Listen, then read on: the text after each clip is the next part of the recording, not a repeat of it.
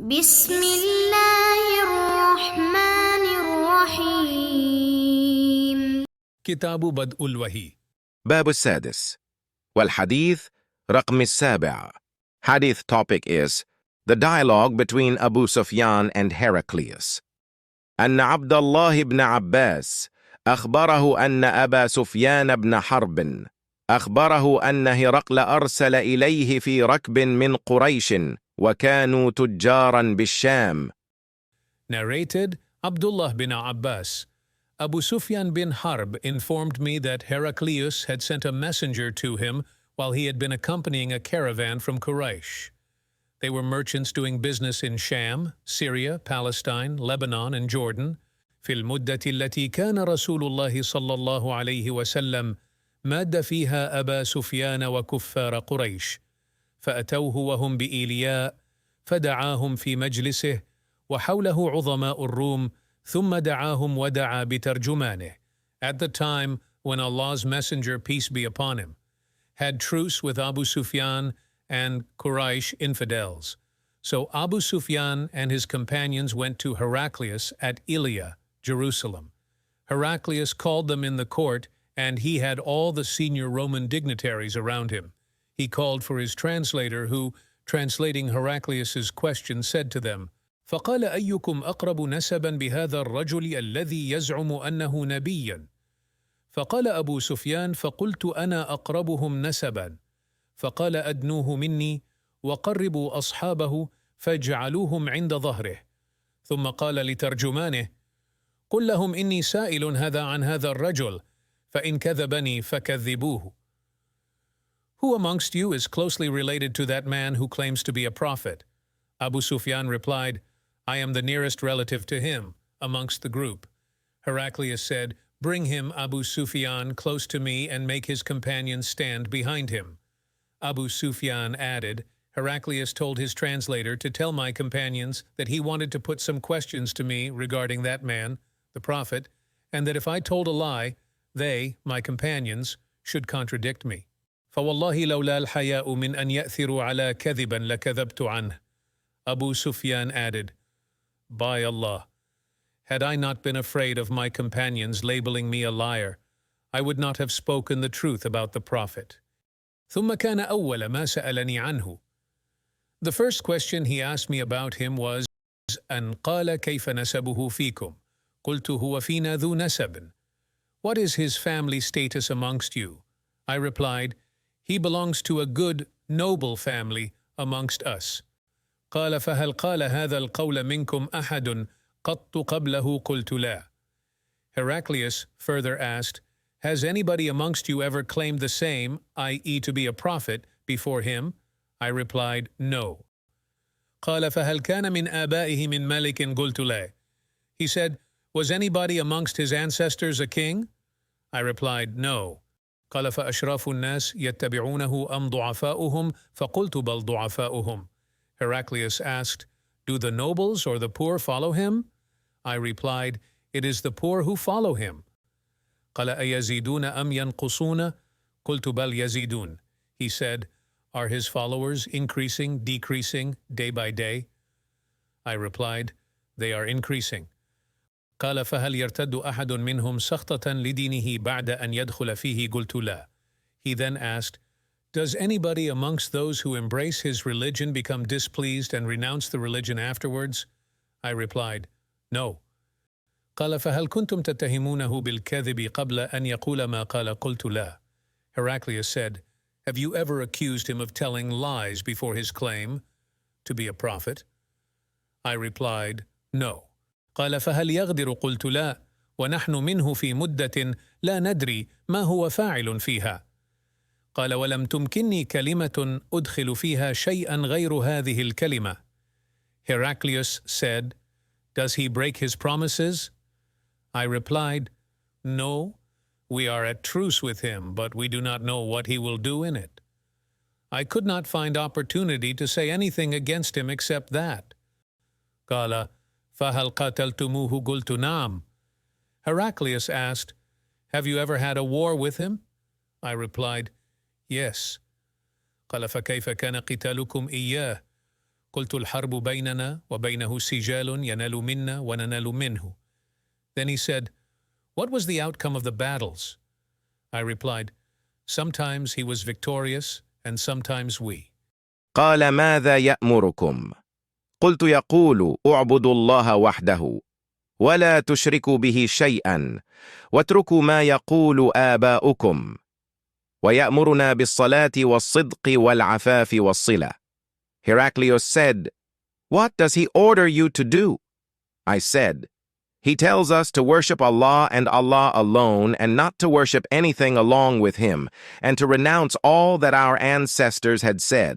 He orders us to pray, to speak the truth, to be chaste, and to keep good relations with our kith and kin."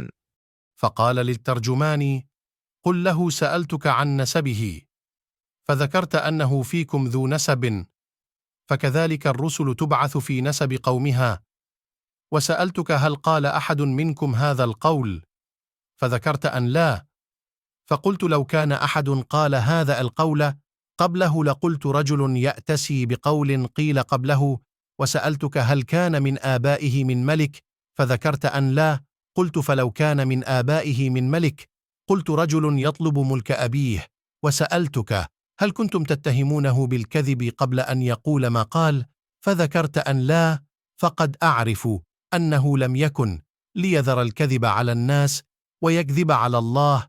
وسألتك أشراف الناس اتبعوه أم ضعفاؤهم، فذكرت أن ضعفاءهم اتبعوه وهم أتباع الرسل.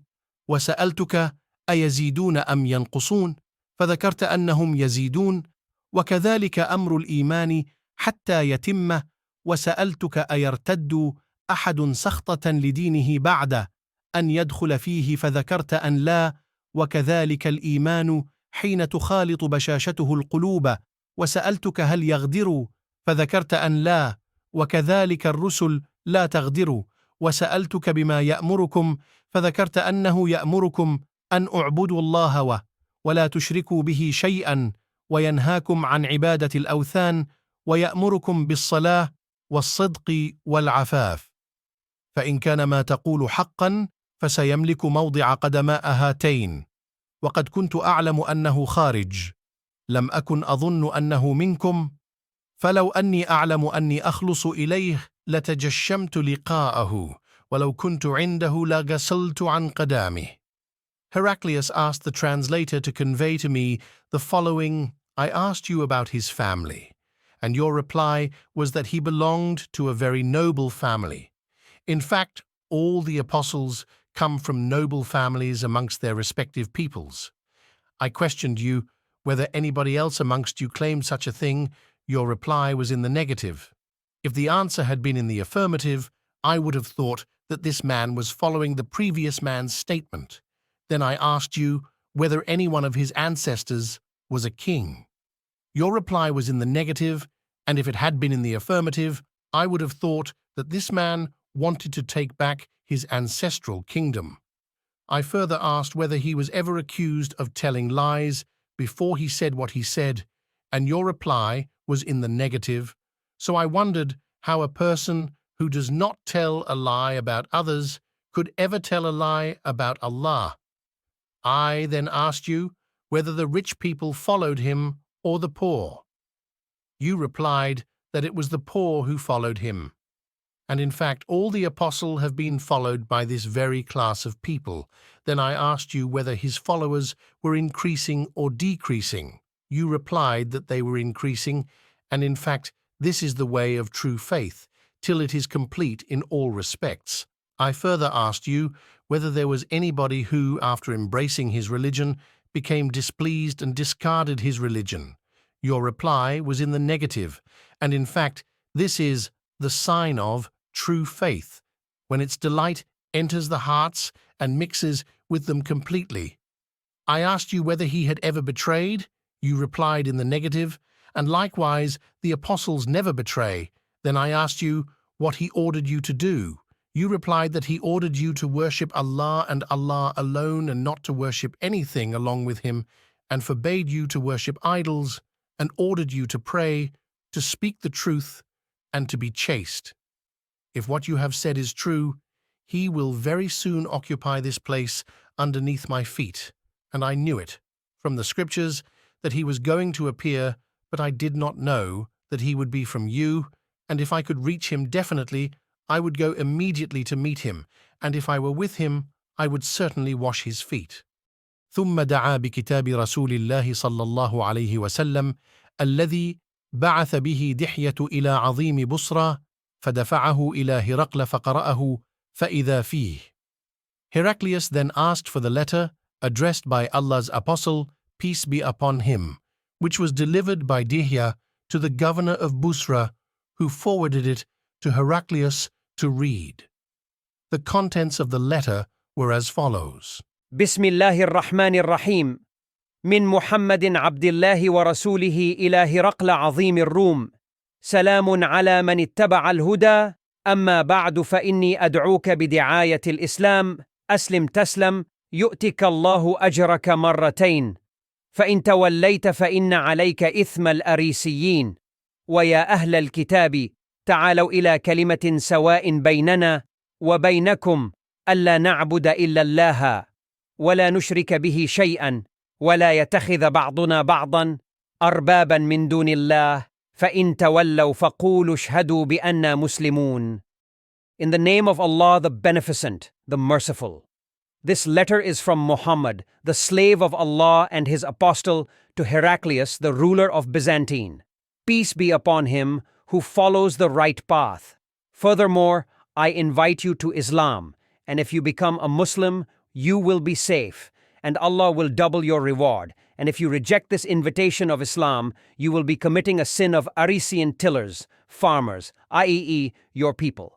And Allah's statement, O people of the scripture, come to a word common to you and us, that we worship none but Allah and that we associate nothing in worship with Him, and that none of us shall take others as lords beside Allah. Then, if they turn away, say, bear witness that we are Muslims, those who have surrendered to Allah. قال أبو سفيان فلما قال ما قال وفرغ من قراءة الكتاب كثر عنده الصخب وارتفعت الأصوات وأخرجنا. Abu Sufyan then added, when Heraclius had finished his speech and had read the letter, there was a great hue and cry in the royal court. So we were turned out of the court. فقلت لأصحابي حين أخرجنا لقد أمر أمر ابن أبي كبشت إنه يخافه ملك بني الأصفر. I told my companions that the question of Ibn Abi Kabsha, the Prophet, Muhammad, has become so prominent that even the king of Bani al-Asfar, Byzantine, is afraid of him. فما زلت موقنا أنه سيظهر حتى أدخل الله علي الإسلام. Then I started to become sure that he, the Prophet, would be the conqueror in the near future till I embraced Islam, i.e., Allah guided me to it. وكان ابن الناظور صاحب إيلياء وهرقل سقفا على نصارى الشأم يحدث أن هرقل حين قدم إيلياء أصبح يوما خبيث النفس فقال بعض بطارقته قد استنكرنا هيئتك. قال ابن الناظور وكان هرقل حزاء ينظر في النجوم فقال لهم حين سألوه إني رأيت الليلة حين نظرت في النجوم ملك الختان قد ظهر فمن يختتن من هذه الأمة قالوا ليس يختتن إلا اليهود فلا يهمنك شأنهم واكتب إلى مداين ملكك فيقتلوا من فيهم من اليهود.